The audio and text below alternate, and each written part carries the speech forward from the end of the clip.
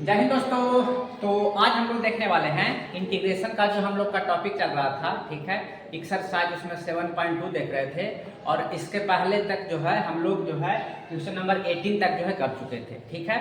तो आज हम लोग 19 से आगे देखने वाले हैं, ठीक है। तो चलिए शुरू करते हैं आज का क्लास। तो आज का जो हम लोग का 19 नंबर है, अगर इसको ध्यान से देखिएगा, ठीक है। तो इंटीग्रेशन का फॉर्म आ गया e का power 2x minus 1 by e का पावर 2x प्लस 1, ठीक है।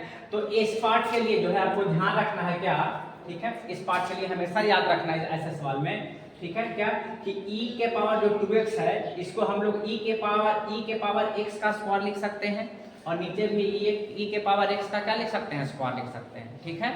तो अब हम लोग ऐसे स्थिति में क्या करते हैं कि e के पावर x से नोमिनेटर और डिनोमिनेटर दोनों में भाग करते हैं, यानी अंश और हर दोनों में क्या करते हैं, e के पावर x से भाग करना है, ठीक है।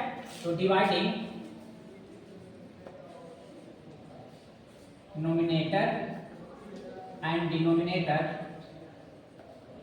बाई e का पावर x, ठीक है। और जैसे ही भाग करेंगे तो क्या मिल जाएगा, तो ध्यान देंगे यहाँ से आ जाएगा हम लोग का ये e के पावर x का स्क्वायर बटा e का पावर x और ये हो गया माइनस 1 बाई e का पावर x बाई e के पावर x का स्क्वायर बाई e का पावर x और प्लस 1 बाई e का पावर x इंटू dx, ठीक है। ऐसा करने से क्या हो गया, ये e के पावर x से एक यहाँ चला गया और एक यहाँ चला गया, तो इसको अब लिख सकते हैं, ठीक है। ये ऊपर में क्या हो गया, तो e का पावर x और ये हो गया माइनस e का पावर, इसको ऊपर ले जाएंगे तो ऊपर ले जाएंगे तो यहाँ पे साइन क्या हो जाएगा, minus x power and index के रूल से हो जाएगा, यहाँ हो गया e के पावर x प्लस यहाँ पे ऊपर ले जाएंगे तो लिख सकते हैं e का पावर माइनस x इंटू, ठीक है। तो उम्मीद है कि हमने जो काम किया क्यों किया जो पता चल गया होगा, ठीक है, कि आखिरकार ऐसा हमने क्यों किया। ऐसा करने से आप यहाँ पे ध्यान दीजिएगा तो दिख जाएगा कि नीचे वाला जो टर्म है इसका डिफरेंशिएशन ऊपर मिल रहा है, देखिए e के पावर x का डिफरेंशिएशन e का पावर x हो गया और e के पावर माइनस x का e का पावर माइनस x हो गया और x का कोफिशिएंट माइनस तो हो गया माइनस 1, ठीक है। यानी नीचे वाले टर्म का डिफरेंशिएशन कहाँ दिख गया, ऊपर। और जब भी नीचे वाले टर्म का डिफरेंशिएशन ऊपर हो गया तो इंटीग्रेशन जानते हैं डायरेक्ट क्या कर देते हैं, लॉग इनटू डिनोमिनेटर या फिर इसको जो t मानते थे, ठीक है। तो डायरेक्ट यहाँ पे इस्तेमाल हम लोग कर सकते हैं, ठीक है। तो यहाँ से इंटीग्रेशन क्या हो गया कि लॉग इनटू डिनोमिनेटर में हो गया e का पावर x प्लस e का power minus x plus any constant, ठीक है।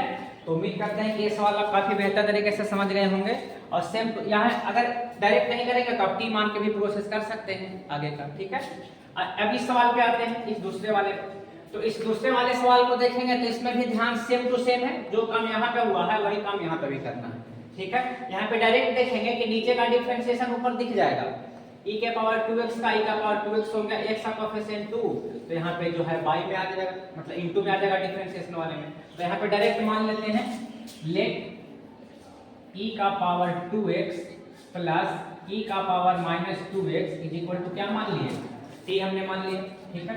तो डिफरेंशिएट करेंगे तो क्या आ गया, e का पावर 2x का डिफरेंशिएशन e का पावर 2x और x का कोएफिशिएंट 2 जो इनटू में आ गया प्लस e का पावर माइनस 2x का e का पावर माइनस 2x, x का कोएफिशिएंट कितना है माइनस 2, तो यहाँ पे क्या आ गया आपका माइनस 2 और इस होल क्या हो गया यहाँ पे dx is equal to t का हो गया हमारा dt, ठीक है। अब यहाँ से क्या कॉमन आ गया, तो यहाँ से 2 कॉमन आ गया, ठीक है। तो हम लोग यहाँ से क्या कर देते हैं, 2 कॉमन ले लिए तो मिलेगा e का पावर 2x माइनस e का power minus 2x into dx is equal to dt। हम लोग को ऊपर में अगर ध्यान दीजिएगा तो केवल e का पावर 2x माइनस e का पावर माइनस 2x है, तो यहाँ से होगा e का पावर 2x माइनस e का पावर माइनस 2x और ये होल हो गया dx इज इक्वल टू, इसको लिख सकते हैं dt बाई 2, ये 2 इधर आ गया, ठीक है। तो अब यहाँ से i को हम लोग क्या लिख सकते हैं, तो i को लिख सकते हैं साइन ऑफ इंटीग्रेशन, ऊपर हो गया 1 बाई e के पावर 2x प्लस e का पावर माइनस 2x को माने हैं t और बाकी ये सारा चीज जो है कितने के इक्वल आ गया, इसको लिख सकते हैं dt बाई, ठीक है।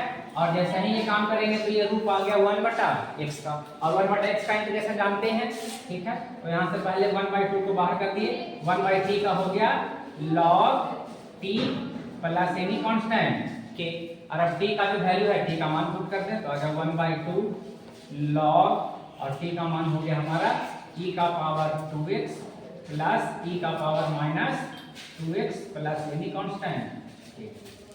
ठीक है, तो उम्मीद करते हैं कि ये दोनों पार्ट आप काफी बेहतर तरीके से समझ गए होंगे। ठीक है, चलिए मिलते हैं नेक्स्ट सवाल की। चलिए तो चलते हैं नेक्स्ट सवाल क्वेश्चन नंबर 21 की ओर। ठीक है, अब 21 नंबर को ध्यान से देखिएगा तो आपको क्या दिख रहा है कि tan स्क्वायर 2x माइनस 3 है। ठीक है, तो tan के स्क्वायर को लेकर तो हम लोग कोई फॉर्मूला देखे नहीं है, तो याद कीजिए हम लोग जब tan का एक सवाल कर रहे थे तब हमने वहां पे कहा था कि आपको स्क्वायर फॉर्मूले वाले टर्म को याद रखना है। ठीक है, square formula 1 plus tan square theta is equal to sec square theta. ठीक है, तो हम लोग उसी का यहाँ पे इस्तेमाल करने वाले हैं। तो tan square theta is equal to क्या हो जाएगा, सेक स्क्वायर थीटा माइनस 1। तो वही यहाँ पे हम लोग अगर लिखना चाहें तो इसको लिख सकते हैं sec square 2x minus 3 minus 1 और इंटू dx। ठीक है, तो इस टर्म को हमने क्या किया, स्क्वायर फॉर्मूले से जो है क्या कर दिया, इसको हमने लिख दिया। ठीक है, अब जो है हम लोग इस पे आसानी के साथ फॉर्मूला लगा सकते हैं दोनों को सेपरेट करके।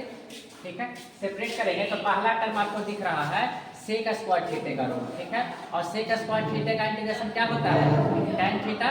ठीक है, तो यहाँ पे इसका क्या हो गया अपना हम लोग का इंटीग्रेशन का रूट tan और थीटा की जगह पे क्या है 2x माइनस 3। ठीक है, और थीटा वाला जो पार्ट है यह लीनियर है, जो x का कोएफिशिएंट कितना है 2, तो कहाँ गया ये y और माइनस 1 मतलब dx, dx का इंटीग्रेशन कितना हो गया x प्लस एनी कांस्टेंट।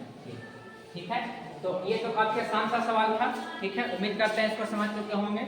अब आते हैं क्वेश्चन नंबर 22 पे। अगर 22 को देखेंगे तो सेम टू सेम सवाल है आपका, जो यहाँ पे पार्ट किए हैं हम लोग। ठीक है, तो यहाँ से क्या है डायरेक्ट जो है हम लोग सेक का इंटीग्रेशन करेंगे, तो सेक का इंटीग्रेशन क्या हो गया, सेक स्क्वायर का ये हो गया tan और x का जगह पे जो है उसको लिखते हैं 7 माइनस 4x। ठीक है, अब देखेंगे कि x का कोएफिशिएंट कितना है, तो x का कोएफिशिएंट है -4, तो इंटीग्रेशन में कहाँ जाता है y में, तो लिख दिए यहाँ पे -4 और प्लस एनी कांस्टेंट ये। ठीक है, तो चलिए उम्मीद करते हैं कि सारे पार्ट आप समझ गए होंगे।